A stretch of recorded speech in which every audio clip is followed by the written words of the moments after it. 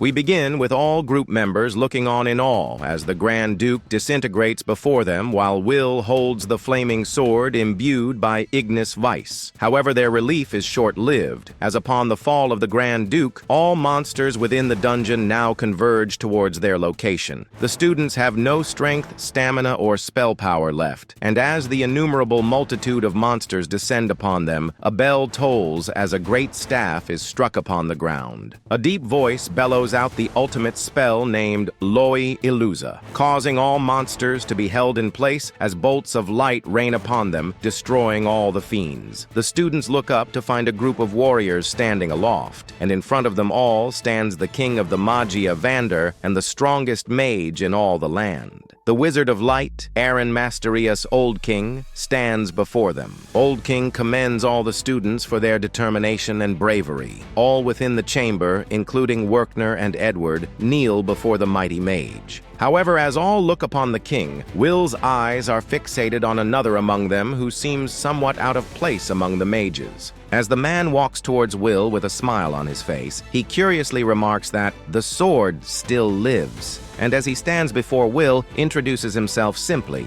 as Finn.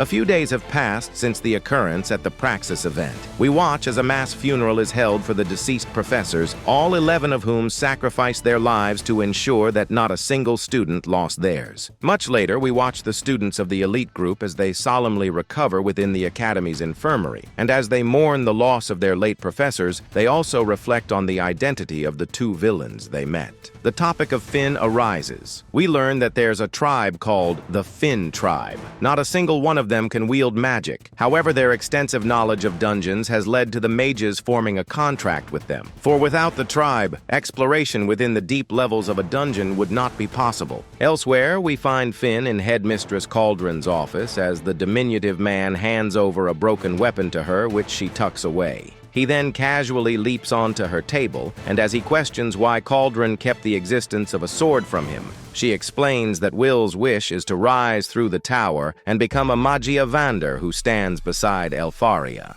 The tension is palpable as these two powerful beings stare at each other until Finn eventually relents. And as he walks away, he states that he'll let Cauldron keep hold of the sword for now. Elsewhere, we find the magicless boy practicing his sword swings despite not having fully recovered. Cyan then takes the opportunity to challenge Will to yet another duel, leading to a chaotic and somewhat friendly encounter between members of the elite group. And as our tale comes to an end, we watch all the Magia Vanders as they ponder about what wonders the future holds for the world of Wistoria.